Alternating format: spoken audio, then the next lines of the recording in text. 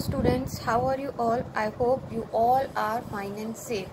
Welcome to your Stuti Ma'am channel, Haridwar Pathshala. So today we are learning we are studying a new chapter of your English grammar course, subject, verb and agreement.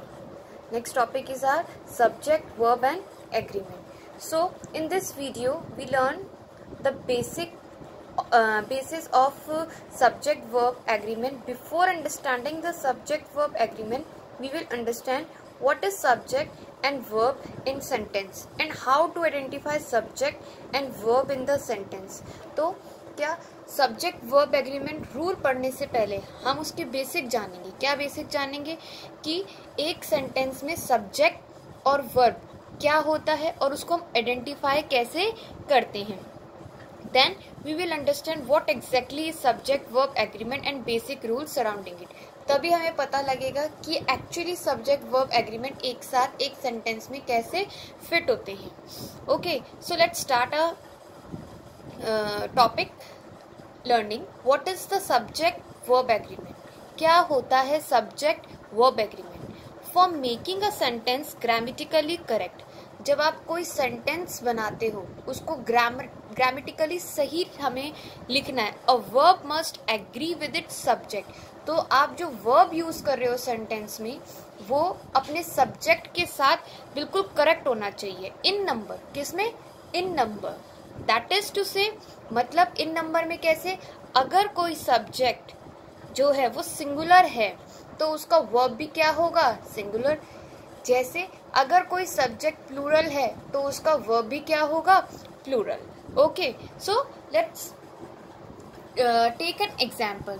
First, in my earlier video I talk about the subject and predicate. Let's in this video we will revise the subject. What is subject? Subject क्या होता है? person, place, thing और idea that is doing और being something. यानी कि किसी person के बारे में, place के बारे में, thing के बारे में, किसी idea के बारे में बात कर रहे हैं तो वो क्या होगा? subject. तो subject में क्या होता है? who is performing action. Main बात हमें subject में क्या देखनी है कि जो एक्शन है वो कौन परफॉर्म कर रहा है, मीन्स किसके बारे में बात हो रही है, उसको हम क्या कहेंगे? सब्जेक्ट. सेकंड, हमारा सब्जेक्ट वर्ब एग्रीमेंट में क्या आएगा? वर्ब. वर्ब क्या होता है? Action perform by the subject और स्टेट ऑफ बीइंग. यानी कि क्या एक्शन परफॉर्म हो रहा है सब्जेक्ट के द्वारा. मतलब what subject is performing. Subject क्या काम कर रहा है कि खेल रहा है, खा रहा है, प्लेइंग, ईटिंग, वॉकिंग. ठीक है, ये सब एक एग्जाम्पल के साथ हम इसको समझते हैं. For example, Ajay pledge cricket regularly. Ajay जो है वो रोज क्रिकेट खेलता है. तो किसके बारे में बात हो रही है? Who is performing action? Ajay. तो अजय क्या हो जाएगा आपका? सब्जेक्ट. और what subject is performing? Ajay क्या काम कर रहा है, क्या एक्शन कर रहा है? वो क्या कर रहा है? प्ले कर रहा है, खेल रहा है. तो वो क्या हो जाएगा? हमारा वर्ब. ओके, ये तो था हमारा सब्जेक्ट एंड वर्ब. अच्छा, अब इसके कुछ बेसिक रूल्स हैं जो आपको ध्यान रखने हैं. पहला हमारा है based on point of view. Point of view का मीन्स है इसमें कि हमें देखना है जो हमारा सब्जेक्ट है वो फर्स्ट पर्सन में है, सेकंड पर्सन में है या थर्ड पर्सन में है. उसके हिसाब से हम अपना सब्जेक्ट वर्ब एग्रीमेंट यूज करेंगे. फर्स्ट पर्सन क्या होता है आपका? आई और वी. सेकंड पर्सन में क्या आ जाएगा? यू. एंड थर्ड पर्सन में क्या आ जाएगा? ही, शी, इट, दे. तो पहला पॉइंट हमारा क्या हो जाएगा? Based on point of view. Secondly, based on count. Count means number में जो हमारा सब्जेक्ट है वो सिंगुलर है या प्लूरल, ये देखना बहुत जरूरी है. अगर हमारा सब्जेक्ट सिंगुलर है तो रूल चलेगा subject singular then verb is also singular. Subject plural then verb is also plural. Okay, तो दो बेसिस पर हम अपने सब्जेक्ट वर्ब एग्रीमेंट को सेंटेंस तैयार करते हैं. सेकेंडली अब सब्जेक्ट वर्ब एग्रीमेंट जैसे इंट्रो में मैंने आपको बताया था क्या होता है. For making a sentence grammatically correct. आप कोई भी सेंटेंस फॉर्म कर रहे हो वो सेंटेंस तब सही तरीके से फॉर्म होगा जब वो उसकी जो ग्रामर पोर्शन है वो बिल्कुल क्या हो? करेक्ट हो. A verb must agree with its subject in number. तो जो वर्ब है वो अपने नंबर के साथ एग्री होना चाहिए. नंबर जैसे भी आपको काउंट में बताया सिंगुलर और प्लूरल. तो हम पढ़ेंगे क्या? ध्यान से सुनिएगा, when subject is in third person, जब सब्जेक्ट जो है वो थर्ड पर्सन है, ओके, जब सब्जेक्ट क्या है, थर्ड पर्सन है, तब आप ये रूल अप्लाई करोगे। क्या रूल अप्लाई करोगे? अगर सब्जेक्ट सिंगुलर है तो उसका वर्ब भी क्या होगा, सिंगुलर, और अगर सब्जेक्ट प्लूरल है तो उसका वर्ब भी क्या होगा, प्लूरल। ये रूल कब अप्लाई होगा? जब सब्जेक्ट क्या होगा, थर्ड पर्सन का होगा।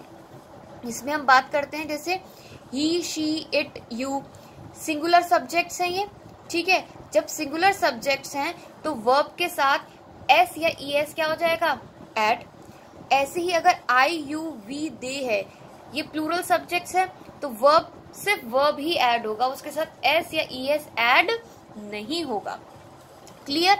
अब हम एग्जाम्पल लेते हैं। किसका एग्जाम्पल लेते हैं? When subject is in third person, जब हमारा सब्जेक्ट थर्ड पर्सन का है तो कैसे हम सब्जेक्ट वर्ब एग्रीमेंट का ध्यान रखते हुए सेंटेंस को फॉर्म करेंगे। For example, when subject is singular, first example ले रहे हैं हम थर्ड पर्सन का ही। अगर सब्जेक्ट क्या है, थर्ड पर्सन, बट अगर सब्जेक्ट सिंगुलर है तो कैसे सब्जेक्ट वर्ब एग्रीमेंट से हमारा सेंटेंस बनेगा? That monkey Yeats banana.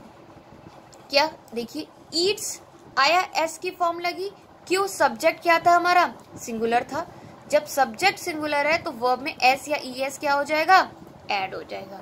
Second, this car goes fast, subject हमारा था, सिंगुलर था, इसकी वजह से वर्ब में क्या हमारा ऐड हो गया, ई एस हो गया, ठीक है।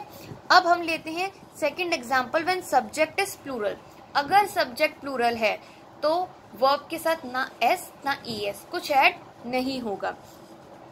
दो हम वापस से यही एग्जांपल लेते हैं, कैसे?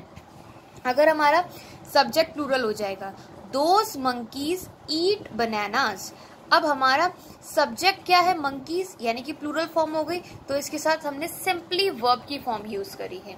Second, these cars go fast, cars, these cars क्या है, ये सब्जेक्ट है कार्स, तो इसके साथ जब प्लूरल फॉर्म है हमारा सब्जेक्ट तो उसके साथ ओनली वर्ब यूज होगा, नो एस और E S form, okay.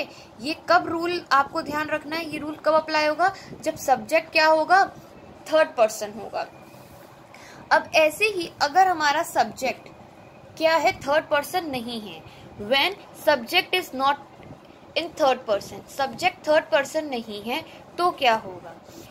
I read newspaper regularly, आई क्या है, सिंगुलर सब्जेक्ट, सिंगुलर है, आई क्या है, सिंगुलर है, और हमने सिंगुलर के साथ रीड प्लूरल फॉर्म यूज करी है।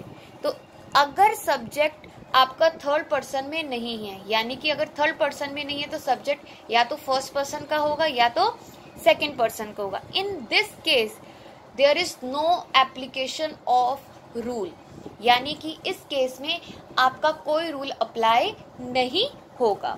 ऐसी we read newspaper regularly, we क्या है, प्लूरल फॉर्म है, और इसके साथ हमने सब्जेक्ट क्या रखा, प्लूरल फॉर्म में। तो आपको ये ध्यान रखना है, when subject is first person और सेकंड पर्सन, अगर सब्जेक्ट फर्स्ट और थर्ड पर्सन है तो कोई रूल अप्लाई नहीं होगा। जैसे रूल पहले बताया गया था, सिंगुलर सब्जेक्ट के साथ सिंगुलर वर्ब यूज होगा और प्लूरल सब्जेक्ट के साथ प्लूरल वर्ब होगा।